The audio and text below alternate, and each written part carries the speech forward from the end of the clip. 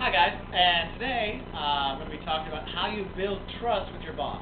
I mean, how do you get your boss to believe in you? How do you get your boss to think that you're the one they should promote first, you're the one they should give a raise first, you're the one they should listen to?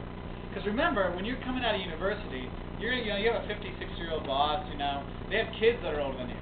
They're going to look at you and they're not going to see you as a 21, 22-year-old adult or anything like that. They're going to see you like this. A little baby that doesn't know what they're doing. Okay? So you're going to have to fight a lot of things out there to get your boss to believe in you. Okay? Because I believe in you guys, but I'm not your boss. I'm just your professor. Okay? So, some things that you can do to get your boss to believe in you, for you to gain trust with your boss, and you to lead your boss. First off, you need to look at yourself.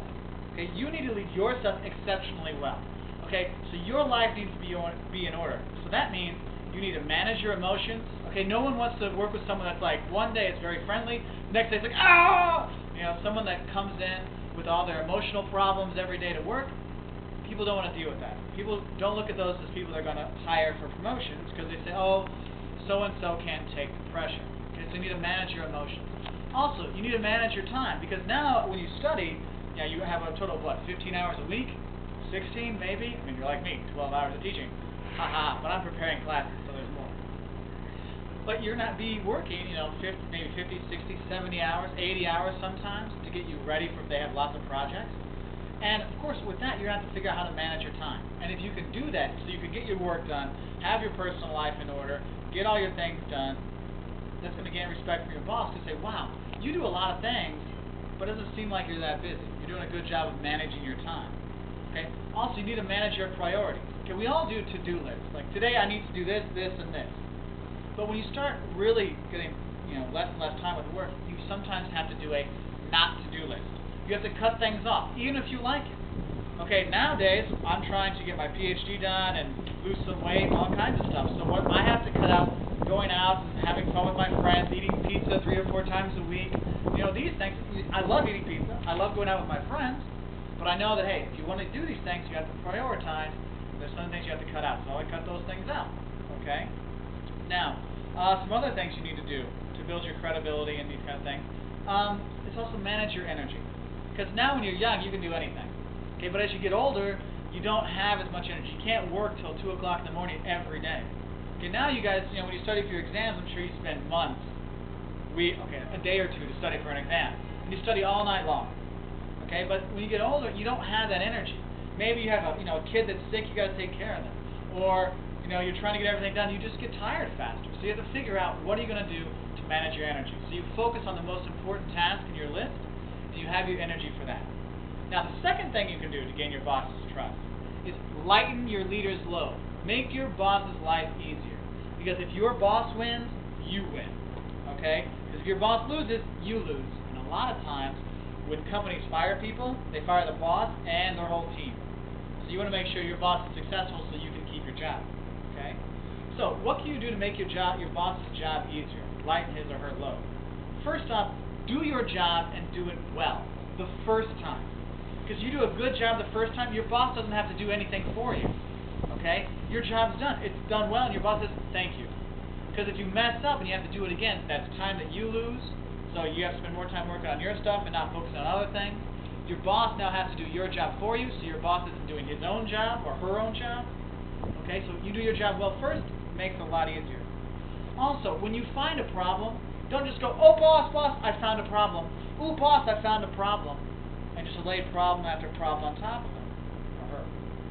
Okay? Come with a solution when you find a problem. Hey boss, we have a problem. Here's some ideas I have to fix it. Because if you come with a solution, your boss is going to remember, it's like, hey, that Walters guy, he does find problems, but he comes up with some ideas to think about it. So when the boss is having a big meeting with important people about solving problems, he'll probably remember you. Or she'll remember you and say, hey, bring that Walters guy. He usually comes up with ideas. Okay? Next thing, you got to get noticed. You want to make sure your boss knows who you are. Because if your boss is calling you the wrong name, he or she doesn't know who you are. Okay? So to do that, you do what others won't. You take the job other people don't want to do. Because those that do the tough jobs, they get noticed.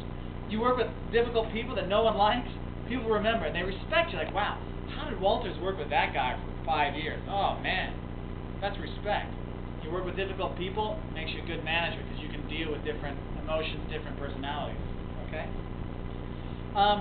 Also, be a go-to player for your boss, because your boss can count on you. Obviously, they're going to trust you because they count on you. You're saving their skin, they're saving yours. Okay? So you're going to get noticed. Another thing, number 4, invest in relational chemistry. Develop a relationship with your boss. I'm not saying anything naughty. I'm saying be maybe a friend or an acquaintance of your boss so you know them. Okay? So you need to get to know your boss's heartbeat. What's important to them? What do they like to do? Okay? What are their priorities in their work? I mean, if you can find out what your boss needs to get done and help them get their job done, that's going to help them. Okay? Also, if your boss is excited about something, you get excited about it too. Or maybe you have something in common. Your boss is a Benfica fan. That's a soccer team, football team here in Portugal. And you're a Benfica fan, so hey, they beat Sporting 3-2. You can be, hey, all right, good job. Sporting, woo, you suck. We like SLB, we like Benfica. And you have some kind of little bond, because then, hey, you get caught in an elevator, you have something to talk about. Okay? Also, if you get to know what your boss likes to do, I obviously like to. If you see my videos, I like to play music, I like to travel. There's a lot of videos from around. This is here in Lisbon, this video. It's in my garden of my apartment. One of my roommates, she's filming right now, so, you get to see a little bit of Lisbon, at least a garden setting. Okay, so you can talk to me about things like that. Alright? And that's something that we can relate to, because no boss wants to talk about work outside of work. Okay, when I go out and I'm in the mall or I'm around town, I meet my students, and they say, oh, Mark, I have a question about the business strategy game. I have a strategy question. I have no problem helping them. Just, I prefer to talk about something else. Okay, so, have something else you can talk to your boss about. Okay? Next, number 5, be prepared every time you take your boss's time, because your boss's time is valuable. He or she has their own job to do. When they help you, they're not doing their job. Okay? They're helping you do your job. Okay? So when you go to talk to them, invest 10x. Invest 10 times as much time as you're going to spend with them. See, for 1 minute, spend 10 minutes preparing.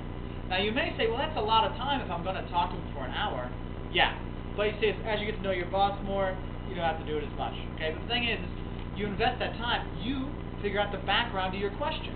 And sometimes you'll figure out your own solution and you won't even need to see him. Also, when you go and talk to your boss, he or she needs the background to make decisions. They can't do it all themselves. They need to know the background so they can ask you more and more developed questions so they can give a better answer. Okay? Also, get to the bottom line. Don't waste time with your boss. You don't need to have a half-hour conversation about the last football match yesterday and how their kids are and about the weather. Get to the point. Okay? Don't want to waste time. Don't worry, Audrey. It's almost done. Your arms are going to fall off. Okay?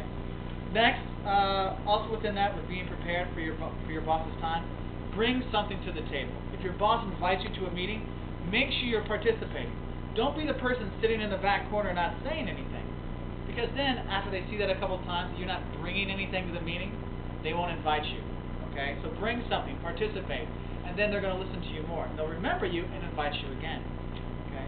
And the last set of things, the one thing I think is the most important, not just for getting your boss respect, but getting your own respect and being good for you and your future. Be better tomorrow than you are today. Because, frankly, today you know stuff, but tomorrow you can be anything. Alright? And if you start preparing today for your future, there's no one that can stop you. If you want to be a marketing guru, you start reading Advertising Age and Market Review now.